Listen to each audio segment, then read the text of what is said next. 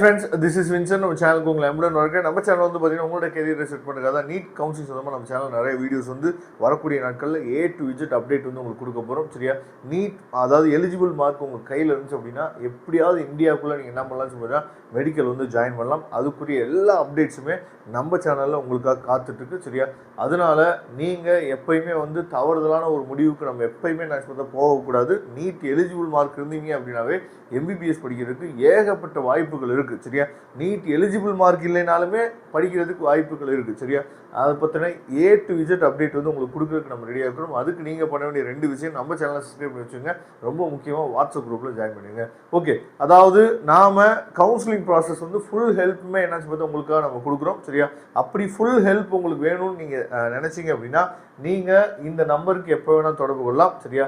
6383569847. சரியா? இந்த நம்பருக்கு நீங்கள் எப்போ வேணால் தொடர்பு கொள்ளலாம். இன்னைக்கு இந்த வீடியோவில் நம்ம என்ன பார்க்க போகிறோம் அப்படின்னா, அதாவது சார் எனக்கு ஒரு கவர்மெண்ட் காலேஜ் வந்து எனக்கு கிடைக்கணும். சரியா?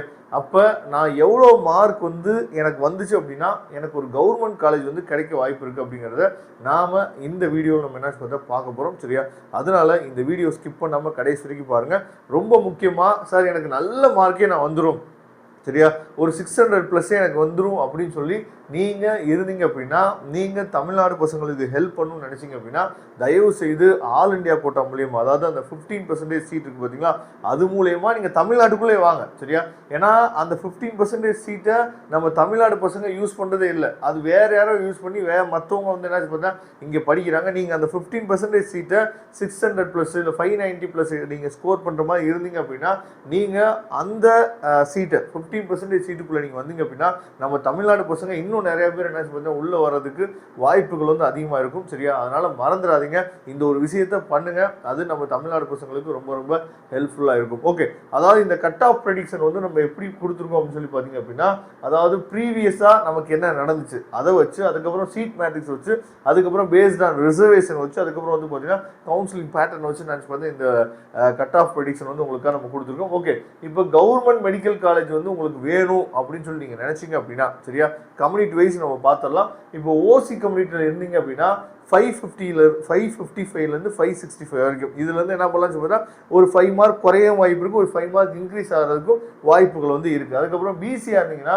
520 530 வரைக்கும் என்ன பார்த்தா எடுத்திங்கன்னா உங்களுக்கு வந்து வாய்ப்புகள் இருக்கலாம். நான் ஏற்கனவே சொல்லியிருக்கேன், இங்கே இருக்க எல்லா மார்க்லேயும் 5 மார்க் டிக்ரீஸ் ஆகிறதுக்கு வாய்ப்பு இருக்குது, 5 மார்க் வந்து இன்க்ரீஸ் ஆகிறதுக்கு வாய்ப்பு இருக்குது. அதுக்கப்புறம் பிசிஎம் இருந்தீங்க அப்படின்னா 500 515 வரைக்கும் என்ன பார்த்தீங்கன்னா வாய்ப்புகள் வந்து இருக்குது. எம்பிசியாக இருந்தீங்க அப்படின்னா 500 510 வரைக்கும் என்ன பார்த்தா உங்களுக்கு வாய்ப்பு இருக்குது. எஸ்சியாக இருந்தீங்க அப்படின்னா 580 595 எடுத்தீங்க அப்படின்னா கவர்மெண்ட் காலேஜஸே கிடைக்கிறதுக்கு வாய்ப்பு இருக்குது. எஸ்சிஏவாக இருந்தீங்க அப்படின்னா நீங்கள் 430 445 வரைக்கும் இருந்தீங்க அப்படின்னா உங்களுக்கு கிடைக்க வாய்ப்பு இருக்குது. எஸ்டியாக இருந்தீங்க அப்படின்னா 410 415 வரைக்கும் இருந்தீங்க அப்படின்னா உங்களுக்கு கிடைக்கிறதுக்கு வாய்ப்புகள் இருக்குது. இல்லை சார் எனக்கு வந்து கண்டிப்பாக எனக்கு வந்து என்ன பார்த்தீங்கன்னா எனக்கு வந்து கவர்மெண்ட் காலேஜ் வேணும் சார், சரியா, அப்போ நான் எந்த மார்க் ரேஞ்சில் இருந்தேன் அப்படின்னா எனக்கு கண்டிப்பாக எனக்கு வந்து கிடைக்க வாய்ப்பு இருக்குன்னு நினச்சிங்க அப்படின்னா, இப்போ நீங்கள் ஓசியாக இருந்தீங்க அப்படின்னா 575 எடுத்தீங்க அப்படின்னா அதை எதை பற்றியுமே நீங்கள் ஒரி பண்ண வேணாம். சரியா? கண்டிப்பாக உங்களுக்கு கிடைச்சிடும். அதே மாதிரி பிசியாக இருந்தீங்கன்னா 550 சரியா இருந்தீங்க அப்படின்னா கண்டிப்பாக உங்களுக்கு கிடைக்க வாய்ப்பு இருக்குது. பிசிஎம் இருந்தீங்க அப்படின்னா ஒரு 525 535 இருந்தீங்க அப்படின்னா கண்டிப்பாக கிடைக்க வாய்ப்பு இருக்குது. அதாவது வேறு எதையுமே ஒரி பண்ணிக்கவே வேணாம். இதெல்லாம் வந்து பார்டர் ரேஞ்சில் இருக்குன்னு நம்ம வச்சுக்கலாம். இந்த கட் ஆஃப் நான் இப்போ சொல்கிறது வந்து பார்த்தீங்கன்னா நீங்கள் எதையுமே ஒரி பண்ணிக்க வேணாம், கண்டிப்பாக உங்களுக்கு கிடைச்சுன்னு சொல்லிடலாம். எம்பிசியாக இருந்தீங்க அப்படின்னா ஒரு 520 530 வரைக்கும் பார்க்கலாம். சரியா?